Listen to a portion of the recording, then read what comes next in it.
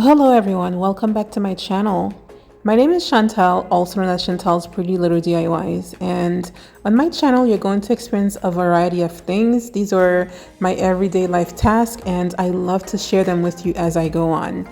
And today I'm going to be making some pigeon pea soup, which is also called Gungo peas in Jamaica.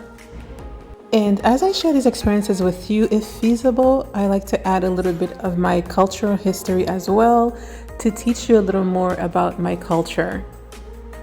If you would like to learn how to make this hearty and savory, meatless pigeon pea soup, let's get into the video.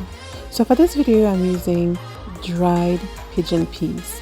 And what I'm doing here, I'm just rinsing it out to remove anything that doesn't belong there, to make sure that it's clean. And once I'm done, I'm going to soak it overnight.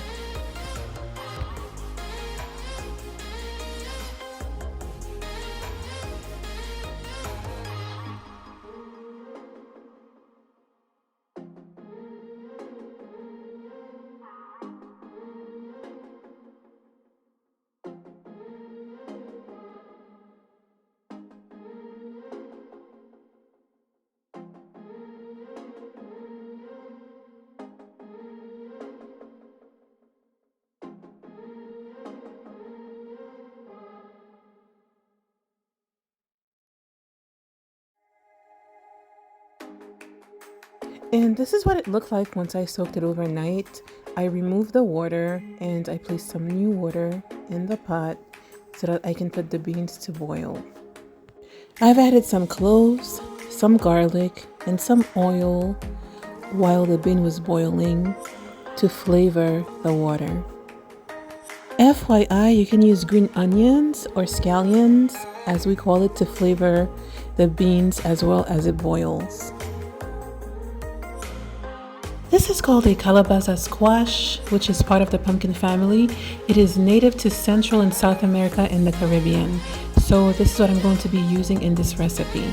We also use the squash for our pumpkin soup, which is also called the soup Joumou. Every New Year, Haitian people have soup Joumou.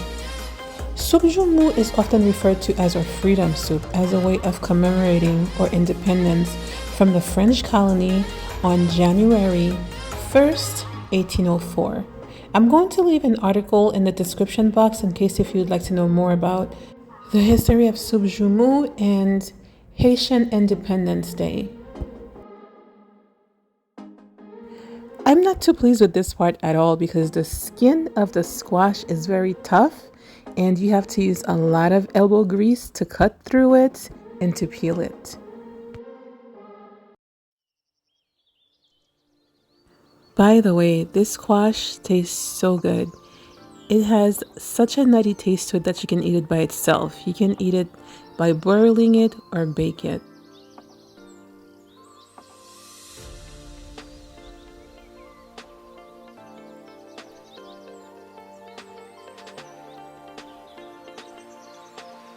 Once I was done with peeling it, I went ahead and cut it into cubes so I can add it to the soup later on.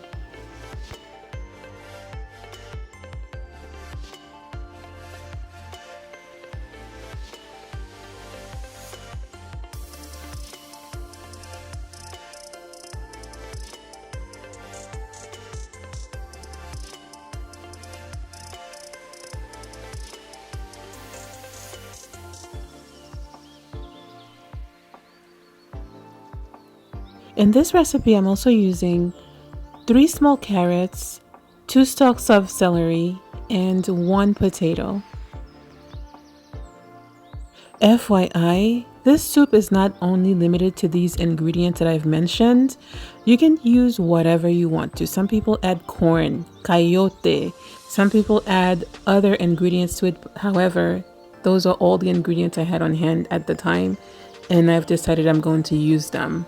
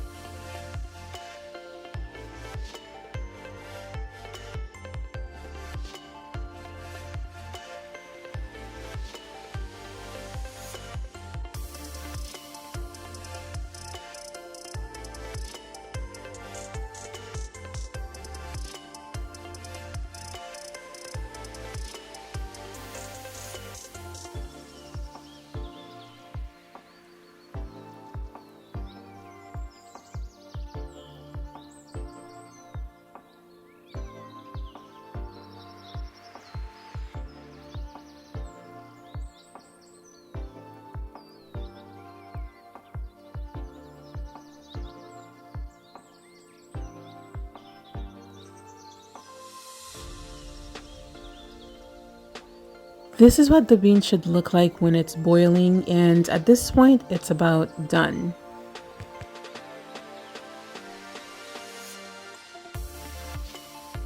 I'm using a wooden mortar to break down the beans a little bit so that the soup can be a thicker consistency.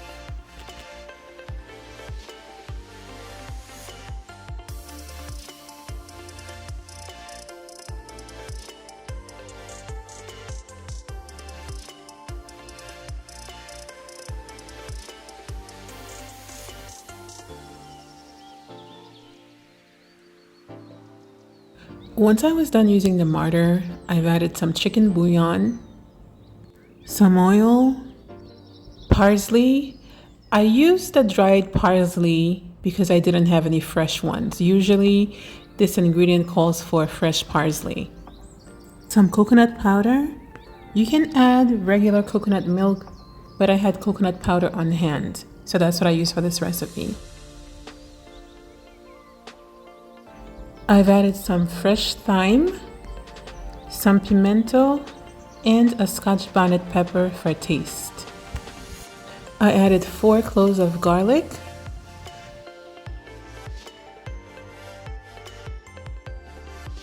and a tablespoon of sugar. Also, you can use brown sugar as well. It doesn't matter what kind of sugar. Preferably brown sugar, but I had white sugar on hand. Once I've added my spices, I allowed the bean to boil a little bit so that the spices can infuse the water. Now I'm going to add all of the vegetables that I've previously cut up.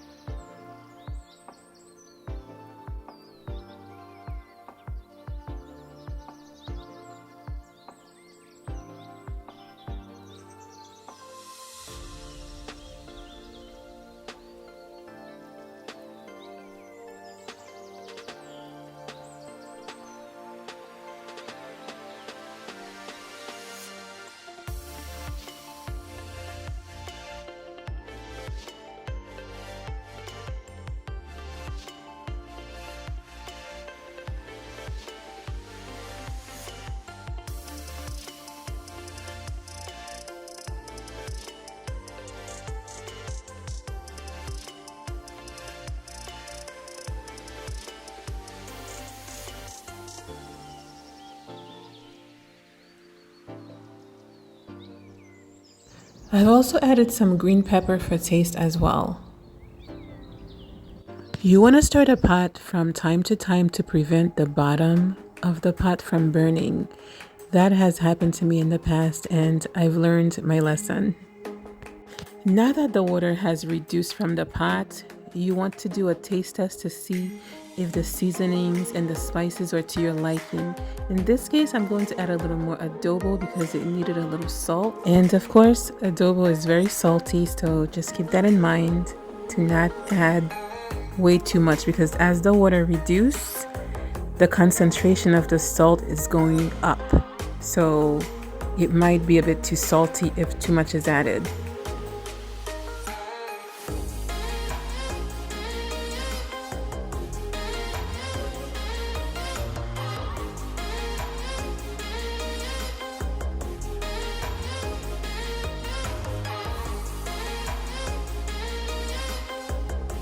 Now I'm going to add 4 cloves and some allspice to the mix. I like to add it towards the end so that it doesn't overpower the soup. Alright, so she's looking good, she's tasting good. We're about done with the soup here.